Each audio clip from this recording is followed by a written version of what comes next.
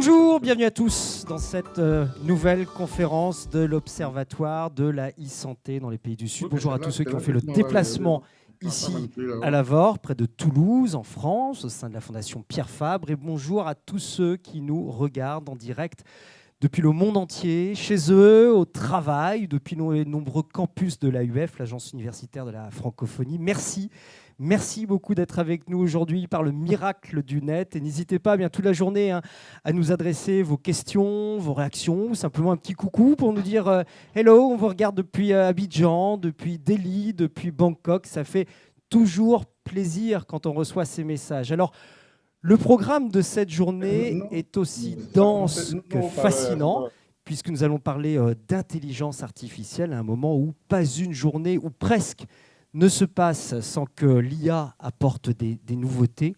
Et que peut-elle, cette intelligence artificielle, apporter concrètement en matière de santé au pays du Sud ? Eh bien, c'est cette question que nous allons aborder tout de suite. Et pour introduire cette conférence, j'invite Béatrice Garrett, qui est directrice de la Fondation Pierre Fabre. Qu'on peut applaudir au passage quand même. Bonjour mesdames, bonjour messieurs, bonjour à tous ceux qui nous suivent à distance et je sais que vous êtes nombreux. Voilà, et bienvenue donc à Andoze, le siège de la Fondation Pierre Fabre, pour l'ouverture de cette 7e conférence de l'Observatoire de la e-santé dans les pays du Sud. Alors, la Fondation Pierre Fabre, reconnue d'utilité publique, a créé l'Observatoire dans le cadre de ses missions, donc améliorer l'accès aux soins et aux médicaments de qualité dans les pays à ressources limitées. Et ceci avec la ferme conviction que l'innovation, la transformation digitale doivent aussi bénéficier à améliorer l'accès aux soins des plus démunis. Alors, cette conviction, elle s'est muée en certitude, je dirais presque, depuis 7 ans, que les travaux de l'Observatoire nous ont permis justement de repérer, de documenter 175 projets de santé digitale dans 80 pays et de soutenir 41 lauréats pour contribuer à leur passage à l'échelle et disséminer les bonnes pratiques. Alors chaque année, pour la conférence annuelle, nous cherchons un thème en fait, qui éclaire les enjeux, les opportunités, les défis de la santé digitale au Sud. Et en général, c'est toujours beaucoup de débats en interne et dans notre comité d'experts. Mais je dois dire que cette année, la question du rôle de l'intelligence artificielle s'est quelque part imposée à nous, tellement, en fait, elle a monopolisé l'attention, alors en créant autant, je pense, d'espoir que de crainte. Alors, les espoirs de l'utilisation de l'intelligence artificielle en santé, ils sont immenses. Donc, c'est mettre au point des aides au diagnostic qui soient fiables et rapides, des protocoles de soins utilisables par tous, partout, contribuer à découvrir de nouvelles molécules. Et les craintes, c'est pas moins que peut-être la perte de nos facultés cognitives, au contraire, l'augmentation des inégalités, la désinformation, à tel point qu'on le sait, des chercheurs eux-mêmes ont appelé à une espèce de pause générale de l'IA, où certains d'autres préconisent en fait des sanctuaires sans IA. La Commission européenne elle-même, par la voix de sa présidente, en fait, lors de son discours de l'Union, a plaidé pour la création d'un panel d'experts mondiaux qui serait chargé en fait, d'évaluer les risques de l'intelligence artificielle pour l'humanité, sur le modèle en fait, du GIEC pour le climat. Donc dans cette espèce de débat mondial, je pense qu'une chose est certaine, c'est que l'accès à l'information, l'accès à la connaissance est capital. Et de ce fait, il est essentiel que le Nord et le Sud soient appelés à égalité à la table des discussions. Si effectivement on va vers une révolution sociétale qui serait issue en fait de l'application, de la généralisation des outils développés par l'intelligence artificielle, en fait cette révolution ne doit pas se faire sans être inclusive, équitable, responsable et durable. Alors, à notre niveau, à notre, disons, modeste niveau, et puis sans jamais perdre de vue aussi notre objectif qui est comment pouvons-nous agir sur le terrain pour améliorer les choses. Nous avons organisé justement les débats de cette journée autour de 2 thématiques qui nous semblent cruciales. En fait, d'abord, l'aide au diagnostic, parce que dans le domaine de l'application de l'intelligence artificielle dans la santé des pays du Sud, c'est vraiment l'application la plus utilisée. Et puis aussi sur les questions éthiques, donc à travers 2 tables rondes et des partages d'expériences. Et puis, cette journée, elle a vocation aussi à donner la parole à des innovateurs du Sud. Et donc là, 4 magnifiques projets vont vous être présentés par leurs champions, dont 3 d'entre eux ont pu venir jusqu'à nous ici pour partager leur expérience. Donc je les remercie sincèrement. Je remercie aussi tous nos experts là, qui sont venus, nos innovateurs et nos têtes pensantes qui vont nous aider, nous éclairer et partager aussi leur savoir et leur expérience. Je remercie également les partenaires historiques de l'Observatoire, donc à savoir l'Agence française de développement, l'Agence universitaire de la francophonie, le réseau AIN, Asia E-Health Information Network, et la Fondation de l'Avenir. Je crois que tous ensemble, nous avons à cœur de faire de cette journée une expérience de connaissance, de solidarité et d'intelligence collective. Merci. Merci Béatrice. Passer de l'intelligence artificielle à l'intelligence collective. Je vous le disais, cette conférence, elle est retransmise en direct sur Internet. Pour vous qui nous regardez, vous pouvez choisir la langue, le français ou l'anglais. N'hésitez pas à nous envoyer des petits bonjours, des petits coucous, des réactions. Alors sur YouTube, c'est dans le chat de YouTube. Sur LinkedIn ou sur Facebook, vous pouvez les envoyer dans les commentaires. Et on a déjà pas mal de monde qui nous dit bonjour. Alors pour tous ceux qui sont ici, sachez qu'on a des messages qui nous arrivent du Burundi, des messages qui nous arrivent du Kenya. On regarde aussi des messages qui nous arrivent de Gambie, du Nigeria. L'Afrique est en force ce matin. Mais il n'y a pas que l'Afrique, parce que parmi les campus qui sont connectés dans cette journée, il y a celui de Maidol à Bangkok, en Thaïlande, où on se rend tout de suite. C'est le campus qui regroupe les universités de médecine et de pharmacie. Et dans ce campus nous attend le docteur Boonchai. Bonjour docteur Boonchai, est-ce que vous nous voyez et vous nous entendez correctement? Alors, on reviendra, ce n'est pas grave, on va revenir vers vous d'ici quelques minutes et on va continuer notre réflexion, ou plutôt vraiment bien entamer notre réflexion sur l'intelligence artificielle. Elle fascine autant qu'elle fait peur, mais alors de quoi parle-t-on lorsque l'on évoque l'IA? C'est ce qu'on va voir tout de suite.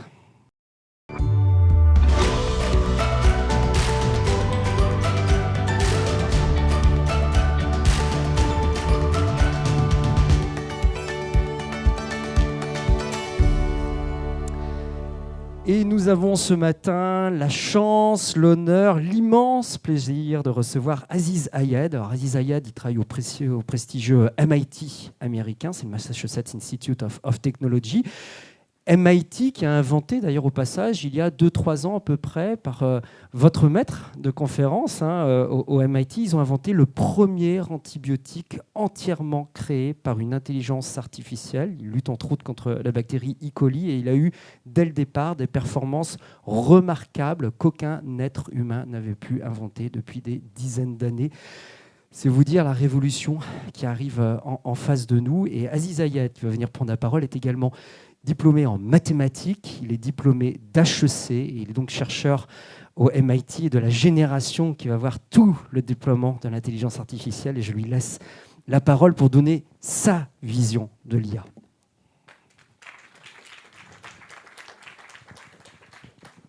Merci beaucoup de me recevoir, merci pour la chaleureuse introduction. J'ai eu la chance d'échanger hier soir avec des lauréats de la Fondation et puis des gens de la Fondation Pierre Fabre. C'est vraiment un honneur et un plaisir d'être ici aujourd'hui pour vous présenter, pour parler un peu de mon travail et de l'IA dans la médecine.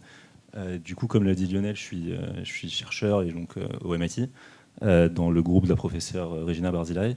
Et au sein de ce groupe, en fait, on travaille sur beaucoup de sujets liés à l'IA et la médecine, et également le déploiement un peu de ces méthodes qu'on développe dans les labos, et réussir à amener ces méthodes un peu aux patients, aux hôpitaux, un peu partout dans le monde.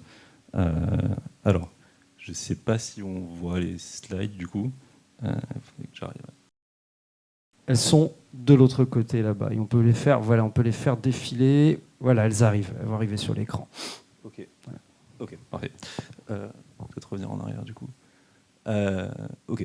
Alors, et du coup, dans le cadre de cette présentation, je voudrais commencer par présenter un peu l'état de l'art en termes d'IA et de médecine et présenter un peu où on en est aujourd'hui en termes de recherche et en termes de découverte. Et puis un peu tous les challenges qu'on rencontre dans ce monde-là et tous les problèmes auxquels on fait face quand il s'agit de déployer ces modèles et de faire en sorte qu'ils soient utilisés. Et ensuite, donc, j'enchaînerai sur d'exemples pratiques de méthodes qu'on a développées et comment on s'en sert et comment les médecins s'en servent. Donc, je pense que j'apprends rien à personne, et Lionel a souligné. Cette année particulièrement, ça a été un peu le boom de l'IA dans les consciences collectives et dans les médias, avec le développement de plein d'outils qui sont un peu mainstream, auxquels tout le monde a accès, tout le monde peut utiliser, et dont tout le monde peut se rendre compte de la puissance et de l'impact. Donc on pense évidemment à ChatGPT, qui arrive à des performances auxquelles on n'aurait jamais pu penser avant, avec des IA qui arrivent maintenant à passer l'examen du barreau, à passer des examens de grande école, etc. Et plein d'autres méthodes un peu similaires qui permettent de dessiner des images à partir de descriptions, de créer des vidéos à partir de descriptions. Et donc toutes ces innovations et toutes ces nouvelles créations dans l'IA posent un peu la question de comment est-ce qu'on peut se servir de ça dans la santé, et comment est-ce qu'on peut un peu innover dans le monde de la santé et de la médecine en utilisant toute cette expansion technologique. Et en fait, je pense qu'il y a beaucoup de sujets autour de ça, et on peut retrouver plein de labos, plein de boîtes, plein de chercheurs, que ce soit en industrie ou en public, qui travaillent sur des sujets complètement différents, qui vont du diagnostic jusqu'à la découverte de nouveaux traitements, en passant par l'optimisation des opérations dans les hôpitaux, comment accueillir les patients qui arrivent aux urgences, qui traiter en premier, comment optimiser les réseaux d'ambulances dans les villes. Et donc tous ces sujets c'est un peu il y a plein de labos qui sont un peu le vivier de recherche autour de tous ces sujets, et il y a de plus en plus d'acteurs qui s'intéressent à ces questions. Et donc pour vous donner plus précisément des exemples de sujets qui sont traités, un peu de success stories qui ont existé. Donc encore une fois, comme Lionel l'a présenté, il y a 2-3 ans au MIT, des chercheurs dont ma superviseure ont découvert le premier antibiotique par intelligence artificielle. En fait, c'est un antibiotique qui s'appelle l'alicine, et qui est un antibiotique qui est effectif contre des bactéries pour lesquelles on n'avait pas de traitement avant, comme les Escherichia coli. Et en fait, sur quoi on se base pour développer ce genre d'antibiotique, ce genre de méthode? En fait, on crée des algorithmes qui sont capables de modéliser un peu et de prédire les propriétés chimiques et biologiques des molécules qu'on va essayer de synthétiser. Et ça va de la stabilité de la molécule, en passant par la toxicité pour le patient, jusqu'à donc leur efficacité contre les bactéries. Est-ce que ça va être efficace? Est-ce que ça va fonctionner? Et donc un peu l'intérêt de ça, c'est qu'au lieu d'avoir des méthodes traditionnelles où on va tester des dizaines de milliers de molécules en labo pour voir qu'est-ce qui va fonctionner, qu'est-ce qui va coûter beaucoup d'argent, un peu du screening massif, on peut servir de ces méthodes pour directement faire une shortlist de molécules qui ont l'air prometteuses, et ensuite les tester et vérifier qu'elles fonctionnent bien.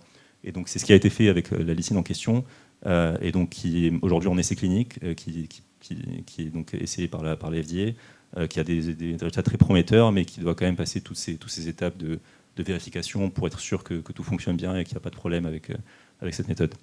Un autre grand domaine de l'IA dans la médecine qui est aussi à la mode en ce moment, c'est la question de l'imagerie, et comment on peut se servir de l'imagerie pour automatiser du diagnostic, pour automatiser le diagnostic des patients, et que ce soit des cancers, on peut penser à la dermato, on peut penser à plein de choses.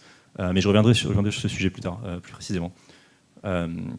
Mais en fait, ce dont on se rend compte, et particulièrement dans le monde de la recherche, c'est que on a beau développer des méthodes qui sont très efficaces, qui fonctionnent très bien, et donc essayer de prouver que c'est des méthodes qui peuvent être utiles et qui peuvent être généralisées et utilisées dans plein de situations, c'est très difficile de les amener au grand public et de faire en sorte qu'elles fonctionnent. Et en fait, c'est compréhensible, parce qu'il y a quand même beaucoup de challenges autour de l'IA, et beaucoup de problèmes qui sont durs à gérer, qui sont durs à comprendre, que ce soit d'un point de vue des chercheurs qui développent les méthodes, mais aussi d'un point de vue des médecins ou des régulations, des gouvernements qui vont essayer d'adopter ces méthodes. Il y a beaucoup de phénomènes d'hallucination autour des IA, et je reviendrai sur ça plus tard. Il y a aussi la question du biais dans l'IA, et en fait ces méthodes d'IA sont entraînées sur des bases de données qui sont faites par les êtres humains, et en fait ces méthodes elles sont entraînées sur des données d'entraînement qui mimiquent un peu le fonctionnement humain. Et en fait le danger de ce genre de choses, c'est de reproduire les biais que les humains créent dans leurs méthodes, et d'avoir des IA qui sont complètement biaisées, et qui pourraient, comme on l'avait dit, donc accentuer les inégalités au lieu de les corriger. Il y a aussi beaucoup de questions autour des données privées, et comment faire en sorte que les données restent privées, et que ce ne soit pas accessible à tout le monde, qu'il n'y ait pas de fuite sur Internet, quand on essaie d'implémenter des méthodes d'IA. Et donc c'est tous ces sujets un peu qui rendent la question de l'adoption de ces méthodes d'IA un peu difficile dans les hôpitaux. Et donc pour revenir au sujet d'hallucination, il y a deux exemples qui sont assez fameux quand on parle d'IA et qu'on utilise souvent pour illustrer les propos. Et donc en fait à gauche vous avez un modèle qu'on a entraîné pour reconnaître des formes. Donc c'est un modèle de vision, ce qu'on appelle des modèles de vision, qui existent en réalité depuis des années et qui sont maintenant extrêmement performants, qui sont aussi performants, voire plus performants que des humains pour reconnaître des formes sur des images. Et en fait, on se rend compte que c'est un modèle qui entoure les objets et qui dit « je pense que cette chose est une personne, un animal, etc. » Et en fait, il se trouve que cet exemple de modèle, qui en fait, en réalité, a l'air extrêmement performant quand on le teste et quand on le valide, on se rend compte qu'il est très facilement dupable et très, très facilement sujet aux hallucinations.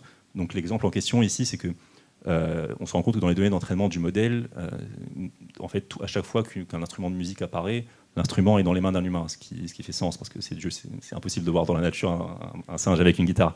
Et donc il se trouve que en fait, ces modèles, quand on lui donne une image de singe et qu'on ajoute artificiellement une guitare dans les mains du singe, le modèle identifie le singe comme un être humain. Et en fait, c'est un peu drôle comme exemple, et il y a un exemple un peu similaire avec ce qu'on appelle le phénomène Hathaway. Donc à gauche, vous avez l'actrice Anne Hathaway, à droite, vous avez Warren Buffett qui a une boîte qui s'appelle Berkshire Hathaway. Et en fait, on s'est rendu compte qu'à chaque fois que Anne Hathaway avait une nouvelle positive, les valeurs des stocks de la société Hathaway augmentaient parce que les modèles d'IA pensaient que, dans les news, pensaient qu'il s'agissait de la boîte et pas de l'actrice. Et donc tous ces modèles sont un peu drôles quand on les voit comme ça. Mais en fait, si on y réfléchit d'un point de vue un peu santé, d'un point de vue des hôpitaux, ça peut être de gros dangers quand il s'agit de développer des méthodes d'IA.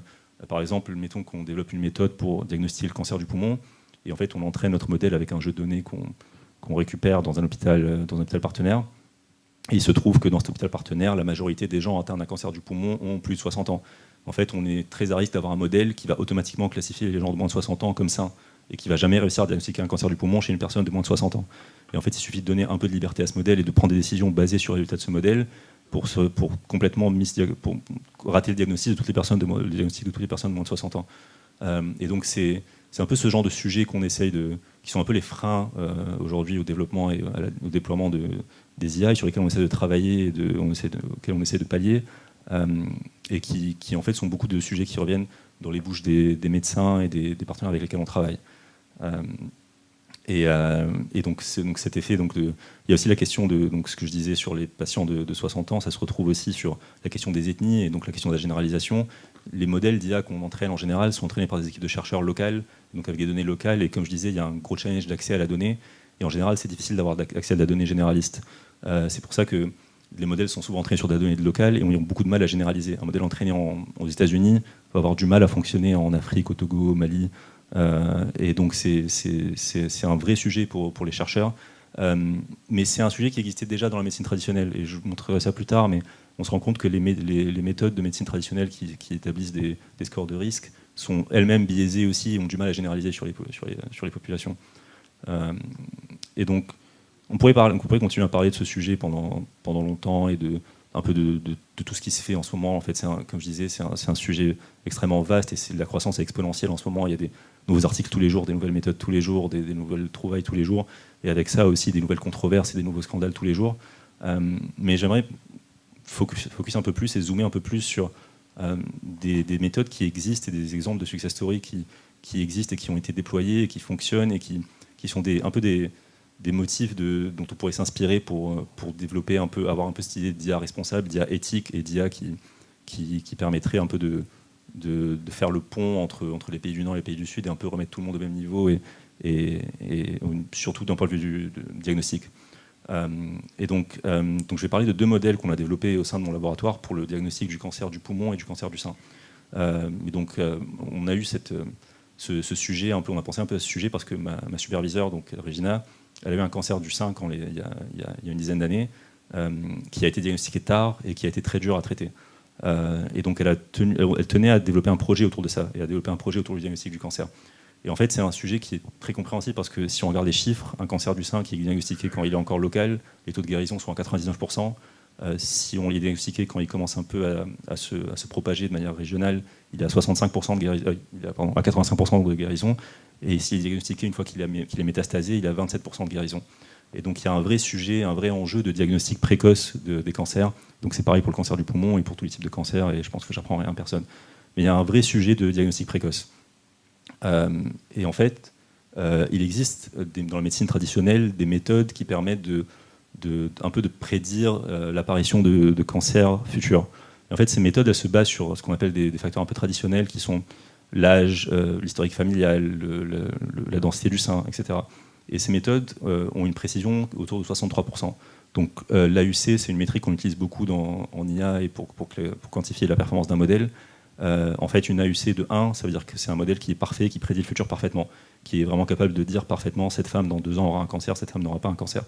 Et une AUC de 0,5, ça veut dire que le modèle tire complètement au hasard. C'est-à-dire que si on tirait une pièce à pile ou face pour établir le diagnostic de chaque patient, on aurait 0,5 d'AUC. Et donc autant dire que 0,63, c'est pas génial. Et en fait, ces scores de 0,63, c'est les méthodes qu'on utilise aujourd'hui un peu partout dans le monde pour l'établissement des facteurs de risque des femmes pour le cancer du sein. Et donc, en partant de ce constat, on s'est posé la question de comment est-ce qu'on pouvait améliorer ces méthodes et comment essayer de faire quelque chose de plus précis, de plus personnalisé. Parce qu'en fait, ces méthodes de facteurs de risque, comme je disais, elles se basent sur l'âge, sur l'historique familial.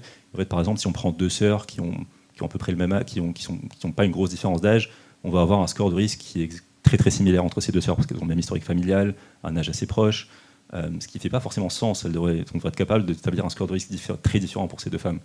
Et donc en partant de ce constat, on s'est posé la question de est-ce qu'on peut se servir des images de mammographie pour prédire un risque futur. En fait, ces images de mammographie, on les utilise traditionnellement pour repérer des tumeurs déjà existantes sur les mammographies. Et on s'est dit peut-être qu'il y a déjà des marqueurs visibles avant l'apparition d'un cancer qui permettent de prédire à l'avenir l'apparition d'un cancer. Et en fait, ce que ça permet de faire, c'est que pour deux sœurs, en fait, si elles ont des mammographies complètement différentes, on va avoir des scores de risque complètement différents. Même pour la même femme, à plusieurs années d'intervalle, la structure de son sein va changer, on va avoir un score de risque complètement différent. Là où une femme avec les méthodes traditionnelles, son score de risque va rester le même durant toute sa vie. Et donc on a développé cette méthode, donc on utilise l'intelligence artificielle, ce qu'on appelle donc des réseaux de neurones, pour prendre une image de mammographie saine et pour prédire le risque d'apparition d'un cancer à 1, 2, 3, 4 et 5 ans dans le futur. Et en fait, on a comparé cette méthode avec les facteurs de risque traditionnels. Et en fait, donc les chiffres que vous avez là, c'est sur la population locale autour du MIT à Boston. Et donc déjà, on voit que globalement, la performance de notre modèle à nous, qui s'appelle Mirai, Mirai qui veut dire le futur en japonais. Je ne sais pas pourquoi on a choisi ce nom, mais on a choisi ce nom. On voit que déjà qu'en termes de performance, il est bien au-dessus des méthodes traditionnelles. Il est autour de 78% de précision contre les méthodes de risque traditionnelles qui étaient à 63%, comme je le disais plus tôt. Mais plutôt, j'ai aussi parlé des biais, et des biais qui existent dans la médecine traditionnelle. Et en fait, on se rend compte que cette méthode traditionnelle, qu'on appelle le score TC, qui est vraiment la méthode qui est utilisée partout dans le monde. Elle a été développée aux États-Unis, mais elle est utilisée en Inde, en Afrique, en Europe, etc. Cette méthode, quand on la teste sur les femmes blanches, elle a sa performance qu'on connaît, qui est 63%. Quand on la teste sur les femmes afro-américaines, la performance tombe à 58%. Quand on la teste sur les femmes asiatiques, la performance tombe encore à 53%. Donc je disais tout à l'heure, 53%, c'est équivalent à tirer à pile ou face. À vraiment dire complètement au hasard, arbitrairement, cette femme-là va avoir un cancer ou pas. Et donc quelque chose qu'on a essayé de faire avec nos méthodes à nous, c'est vraiment de faire en sorte, et fort de ce constat, on savait qu'il y avait ce problème-là dans les méthodes traditionnelles, c'est vraiment de faire en sorte d'entraîner ces modèles sur des patientes qui venaient de tous les horizons, de différentes ethnies, afin d'être sûr que le modèle garde sa performance, quelle que soit l'ethnie et l'origine de la patiente. Et donc comme on peut voir, donc sur la population américaine de MGH, si on divise par ethnie, on a une performance qui reste aux alentours de 75%. Et puis on a poussé l'analyse plus loin. On s'est dit, est-ce qu'on peut emmener ce modèle dans des hôpitaux partout dans le monde et être sûr que ce modèle continue à fonctionner partout dans le monde. Donc c'est un modèle qui est déjà entraîné, qu'on n'entraîne plus, et on va juste le tester sur des populations partout dans le monde. Et avec ça, on s'est allié avec des hôpitaux en Israël, en Chine, en Suède, Taïwan, aux États-Unis. Et on a publié un article de recherche où on fait une étude vraiment très consciencieuse des résultats partout dans ces pays. Et on montre vraiment que la performance se maintient partout dans ces pays, qu'on a une précision aux alentours de 80% partout dans ces pays. Et donc, fort de ce succès, on s'est dit qu'on allait reproduire l'expérience et qu'on allait faire la même chose pour le cancer du poumon. Et donc, je vous épargne les détails techniques, mais cette année, on a publié donc, le papier, nos résultats sur le cancer du poumon, et on arrive à des résultats assez similaires, voire encore mieux. On arrive à prédire l'apparition d'un cancer du poumon à 1 an avec 90% de précision, et jusqu'à 6 ans avec 75% de précision. En fait, c'est un peu une nouvelle manière de faire le diagnostic, parce que, comme je dis, c'est pas qu'on repère une tumeur sur une image, c'est qu'on dit cette personne-là, elle doit revenir précisément dans 3 ans, parce que dans 3 ans, elle aura un cancer. Et en fait, les possibilités sont énormes, que ce soit pour diagnostiquer des cancers d'intervalle. Par exemple, dans les pays du Nord, souvent, les femmes qui ont des mammographies de contrôle de manière assez récurrente, tous les 2 ans, par exemple. Mais ça n'empêche qu'elles peuvent développer des cancers d'intervalle au milieu entre ces deux mammographies, et que parfois, quand on les revoit, c'est déjà trop tard pour traiter ce cancer. Donc avec ça, on arrive à diagnostiquer ces cancers d'intervalle. Mais on peut aussi penser, moi je suis tunisien, et je sais qu'en Tunisie, par exemple, il y a beaucoup de femmes qui viennent faire une mammographie une fois, et puis on leur dit que la mammographie est saine, et elles ne reviennent pas pendant 10 ans. Et en fait, avec ce genre de méthode, on est capable de leur dire, pour des questions de moyens, pour des questions d'accès à la santé, d'accès aux hôpitaux, etc. Avec cette méthode, on est capable de leur dire, il n'y a pas de problème, vous pouvez ne pas revenir pendant 3-4 ans, mais il faut absolument que vous reveniez dans 4 ans, parce qu'il y aura probablement un problème dans 4 ans. Et à l'inverse, on peut aussi dire aux femmes pour lesquelles on est sûr qu'il n'y a pas de risque, c'est bon, vous n'avez pas besoin de revenir pendant 5 ans, 6 ans, et les délaisser un peu de la charge mentale de se faire diagnostiquer régulièrement. Juste une petite aparté, un reproche, enfin un point qu'on a souvent quand on essaie de développer ces méthodes et de déployer ces méthodes, c'est la question d'interprétabilité. Un avantage des méthodes traditionnelles, c'est qu'elles sont très interprétables. C'est qu'on est capable de dire, vous, je pense que vous êtes à risque parce que votre mère a eu un cancer, parce que vous avez tel gène, parce que vous avez tel facteur de risque. Quand j'explique les méthodes qu'on fait avec des images, c'est vrai que c'est dur de dire à une femme, l'IA a vu votre image et puis elle a dit que vous étiez à risque. Et bon, on ne saurait pas trop expliquer pourquoi. Mais c'est un vrai sujet qu'on a un peu du mal à traiter. Et en fait, on est capable aujourd'hui de faire des méthodes interprétables, par exemple de demander à l'IA, ok, tu penses que cette femme va avoir un cancer, pourquoi? Montre-moi la région de l'image qui te fait penser ça. Et puis on peut avoir une région un peu en surbrillance, et potentiellement la tumeur dans 2 ans va se développer à cet endroit-là. Mais au-delà de ça, je pense qu'il y a vraiment une question vraiment utilitariste de est-ce qu'on préfère avoir des méthodes qui marchent à 90% mais qu'on n'est pas capable d'expliquer, ou des méthodes qui marchent à 65% mais qu'on est capable d'expliquer. Et c'est pas une question rhétorique, c'est une vraie question je pense qu'il y a une vraie question qui se pose, parce que moi je suis pas médecin et moi je vois pas les patients au jour le jour, et je suis pas celui qui doit expliquer aux 10% pour qui ça a pas marché, qui doit leur dire ça n'a pas marché parce qu'on ne sait pas, parce que l'IA pensait que c'était ça et puis elle s'est trompée. Alors qu'avec les méthodes interprétables, on est capable de dire vous n'avez pas ce gène, vous n'avez pas ce facteur de risque, donc a priori vous êtes safe. Mais ouais. Donc fin de l'aparté, pour revenir un peu à ces méthodes, à ces questions de déploiement, après avoir développé ces méthodes, on avait un vrai sujet d'essayer de déployer ces méthodes et de faire en sorte qu'elles soient utilisées partout, un peu toujours dans cette optique d'en faire profiter le plus grand nombre. Et donc, on s'est rendu compte que c'était vraiment compliqué. En fait, tout était publié publiquement. Les articles sont gratuits, le code est gratuit sur Internet, mais malgré ça, il n'y avait pas d'adoption. Donc, on a vraiment mis en place une initiative où une partie de mon travail pendant toute l'année dernière, c'était vraiment premièrement de développer des logiciels autour de ces méthodes qui sont très faciles d'accès, très simples d'accès, qui tournent sur des ordinateurs portables, très intuitifs, que n'importe qui peut utiliser, et donc les médecins peuvent utiliser. Et puis ensuite, vraiment d'aller taper à la porte des hôpitaux partout dans le monde et de leur dire voilà, on a développé ça, c'est gratuit, et puis moi je suis là pour vous l'installer, est-ce que ça vous intéresse? Et donc avec ça, durant l'année dernière, on a touché une 30aine de pays, et on a essayé de focus vraiment sur les pays du Sud.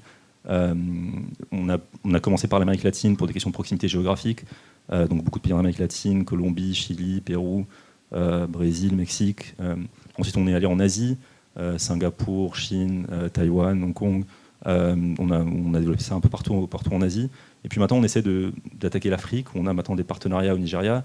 Et on essaie vraiment de plus en plus de toucher l'Afrique. Et on cherche de plus en plus des collaborateurs qui seraient intéressés par l'utilisation de ces méthodes en Afrique. Et donc, j'en profite pour passer un message. Si des gens sont intéressés, n'hésitez pas. Il y aura mon mail à la fin. N'hésitez pas à nous contacter.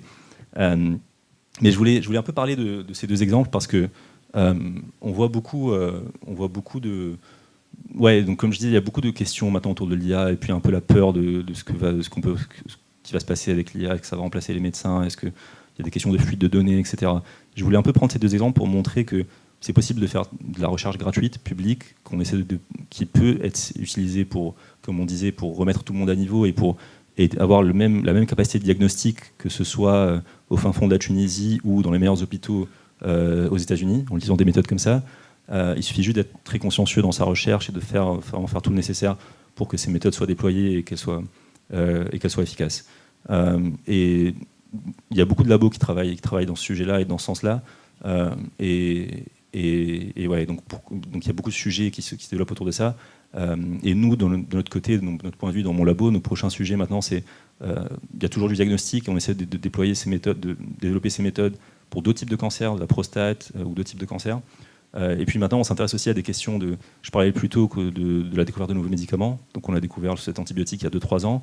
Et maintenant, on s'intéresse à des questions d'immunothérapie, encore de découverte de nouveaux antibiotiques, mais aussi à des questions de corriger les biais dans les méthodes traditionnelles, parce que si ces biais existaient dans les méthodes pour le diagnostic du cancer du sein, elles existent partout ailleurs. Donc maintenant, on essaye de réfléchir à des questions de comment corriger ces biais dans les méthodes qui existent ailleurs. Et puis il y a un sujet qui me tient à cœur personnellement sur lequel on travaille, c'est la question du don d'organes, qui est un processus très, j'ai pas envie de dire archaïque, mais qui est un processus qui n'a pas beaucoup évolué depuis très longtemps, et qui est un processus qui est très sujet au biais. Pour donner une idée, aux États-Unis, une personne blanche, je pense que le temps moyen pour trouver un organe, il est de 3 ou 4 ans. Une personne afro-américaine, le temps moyen pour trouver un organe est de 7-8 ans. Et c'est pour des questions, parce qu'en fait, les modèles traditionnels sont ancrés dans des trucs statistiques de génétique qui créent des biais inhérents pour l'accès aux dons d'organes dans les ethnies. Et donc, c'est un sujet qui me tient particulièrement à cœur et sur lequel on travaille dans mon labo, et aussi pour lequel on est ouvert aux collaborations, et on aimerait vraiment trouver des hôpitaux partout dans le monde avec lesquels on pourrait travailler pour essayer de développer de nouvelles méthodes autour du don d'organes. Donc j'en profite pour passer un second message. Si des gens sont intéressés par le sujet du don d'organes, n'hésitez pas à nous contacter. Et ouais, donc pour conclure, je pense que, comme je disais, ces méthodes-là, c'est une vraie opportunité, c'est un vrai espoir pour comme je disais, pour remettre tout le monde au même niveau. Et je pense qu'il y a vraiment beaucoup de travail à faire autour de ça, et essayer de mettre en relation les équipes de chercheurs, les entreprises qui travaillent sur ce genre de sujet, et les hôpitaux qui pourraient les utiliser. Pour l'instant, je pense que c'est le plus gros obstacle auquel on s'est confronté, c'est vraiment ce passage de la recherche aux hôpitaux et à l'adoption. Mais je pense que c'est quelque chose qui se développe de plus en plus, et maintenant on travaille avec des gouvernements directement plutôt que des hôpitaux pour développer ces outils à des échelles nationales entières. Et c'est pour ça que je suis très content d'être ici, d'avoir pu prendre la parole ici, parce que c'est vraiment ce genre d'initiative, je pense, qui encourage ça et qui vont permettre l'adoption globale de ce genre de méthode. Merci beaucoup Aziz Ayed pour cette brillante introduction.